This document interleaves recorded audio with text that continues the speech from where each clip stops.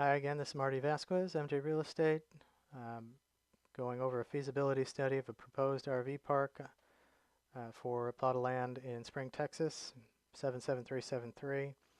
This is going to be a more detailed analysis of primarily just the numbers and some other information. I'm assuming you watched the shorter video, so I'm just going to zip through some of these initial slides here and then get just to the numbers here. But I'll go through these and I'll just go through them quickly here. So again, here's the outline of the parcel. It's 5 acres right next to Old Town Spring. Here's a copy of the survey. You can see the train tracks back here and the roads here. Old Town Spring is right over here. You can see this dashed line here, that's a little gully. So for drainage, the property has never flooded, and drainage goes aft and then over here towards this gully.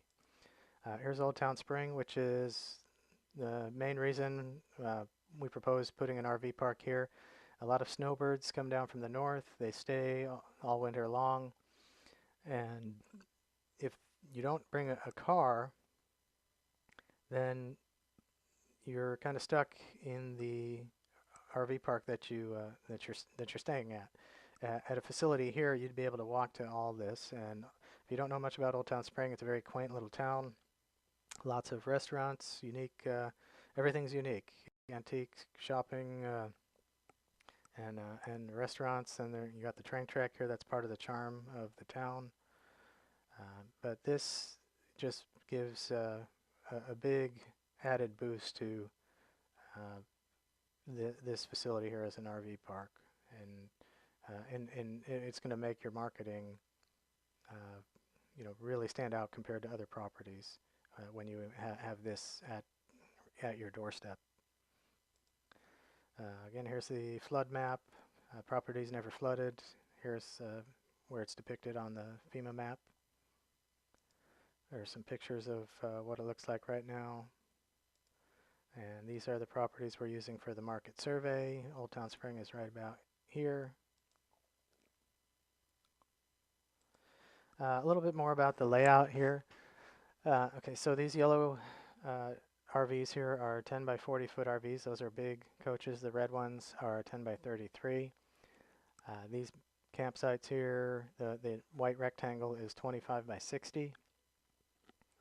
And there's also some additional space on either side of the white rectangle, you can see. So the sites are actually a little bigger than what this says. The sites in the middle here are 25 by 50. They're a little bit smaller.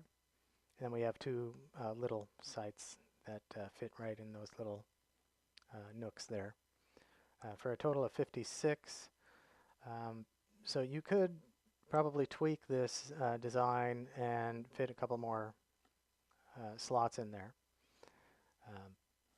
We propose that this layout with the pool here and recreation over here on this side, and would be a good layout. But of course, you can do whatever you want and have a professional designer take a look at it as well. Here's the pro forma numbers again. So I'm going to go through the whole set of numbers here. If you look on the right side here, these are our monthly lot rent assumptions. So, per our diagram, we've got 11 pull-throughs, 29 large back ends, 14 mid-size, and 2 small size here. We are using $700 a month for our pull-throughs, $650 for the 29 large back ends, $600 for the mid-size back ends, and $450. And you'll see how those numbers match with what we found in the market survey. So putting all those numbers together, that gets your potential gross monthly rent up there at $35,850. Assuming 15% vacancy, the parks during the winter are occupied fully, and what we're told is that year-round they're always pretty full. So we're using 15% here for vacancy. The monthly income less vacancy would be $30,472. For an expense ratio assumption for an RV park, 33%, somewhere around there. They're less than like your multifamily counterparts because there's just not a lot of infrastructure to maintain here. So 30%, that's going to be your property taxes, insurance, payroll, supplies, electricity, water, all the marketing, the usual things, Wi-Fi, providing Wi-Fi, and we're not going to go into a line item expense uh, list at this stage of the game. So with this 30% assumption, that brings the net monthly income to $21,330. You're going to have some miscellaneous income from store revenue, electricity, propane, and any other miscellaneous items. One of the parks offers some concierge services. So $4,000 a month is an assumption there. That brings the monthly net income to $25,331. Annually, that's $303,969. We are offering the land for sale at $989, and the cost to build per our builder was $400. We're adding an extra $100,000 for other items just to get the park operational. You're going to have some debt service while the park's under construction. We're assuming $8,300 a month there for 8 months. Bringing a total cost to a little over $1.5 million, and that's how we come up with the cap rate 19.5. Your NOI versus your total cost. For the loan assumption, 25% down. There's your number. There's your loan balance. Assuming 7% at 20 years, monthly payment $8,344, and annual debt service a little over 100. And bringing your annual cash flow to a little over 200 based on that NOI and your debt service. So that's how we come up with a cash on cash of 52.4. So let's see if these are real numbers. It's all hinges on the market survey, which is where these numbers are coming from. So let's take a look at that. The first park here, Rayford Crossing. Let me zoom in here a little bit. Rayford Crossing, it's 7 miles away. There's their website if you want to take a look at it. There's their phone number if you want to call them. They offer daily, weekly, monthly. If you stay longer than 30 days, you have to put a little deposit down. And here's some of the amenities that are typical among RV parks. They've got most of them covered. Pool, spa, paved roads, it's fenced, surveillance, 50 amp service, metered electric, they're on well water, they're offered propane, free Wi-Fi throughout, indoor rec center, business center, retail, store, laundry, showers, fishing pond, exercise room, event room, dog park, basketball, no tennis, no mini golf, shuffleboard, horseshoes. So typical, these are things typically at most RV parks, destination parks anyway. And here's the rates. They are getting $825 per month for a premium pull-through, and they're getting $775 for a standard pull-through. So let's see. We'll take a look at the standard back-end. They're getting $699 per month for a standard back-end.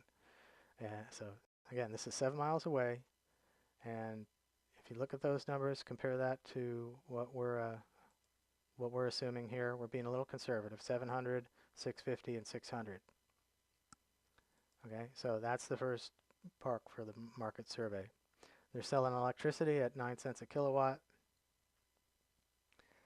And let's move on to the next park. That's North Park RV. So they're 5 miles away.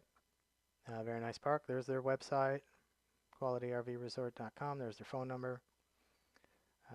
They don't do weekly. They just do daily and monthly.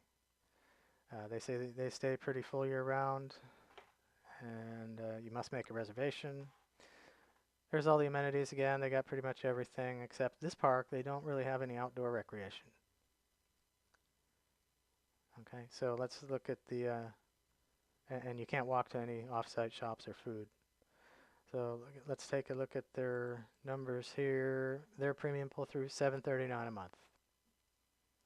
Standard pull-through, $697. Their back-end, $697. So there you can see another park with high numbers there for their monthly, and we're just focusing on the monthly rents right now for this phase of the study. They're selling electricity at 14 cents a kilowatt hour, so they're making some money on their electricity. And let's see, the third park is Spring Oaks. It's a little older park. It's a very kind of basic. They don't have much in the way of amenities. And you can just look at the list here and see what they have. They don't really. They got a basketball court, but don't really have any outdoor amenities. Recreation. They don't have a business center. No indoor rec center. They do have free Wi-Fi, but it's not throughout. It's only at some of the park. No showers. No public bathroom. No exercise room. They have a fishing pond. No propane. So these are the rates that they're getting. $530 per month, monthly, and that's for a pull-through or a back-end. If you do a long-term contract, they'll do $440 a month. I can't recall what they told me long-term was, but this is a park with very few amenities, and then they're getting $530 a month. So that's how we came up with our numbers, and we think we're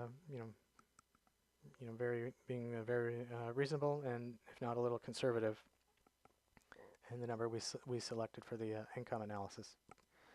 Here's the cost to build slide with some information here. We're getting a detailed build. Builder is getting a detailed bid together for us. This initial number was 400, and that didn't include some items, so that's why we used 500. It's going to be fully fenced, 7-foot cedar plank fence around the front, except for near the front where the pool would be, and an iron fence there for nice curb appeal.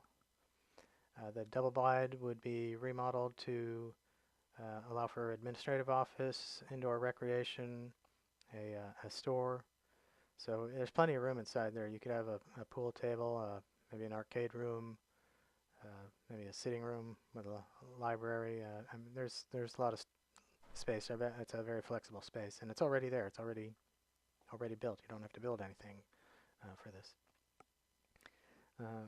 Let's see. The bid would include 20-foot gravel roads and gravel campsites. The sites would be sectioned off with railroad ties.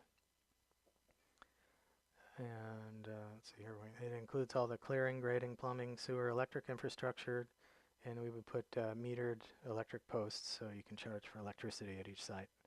The water utility already approved up to 90 taps.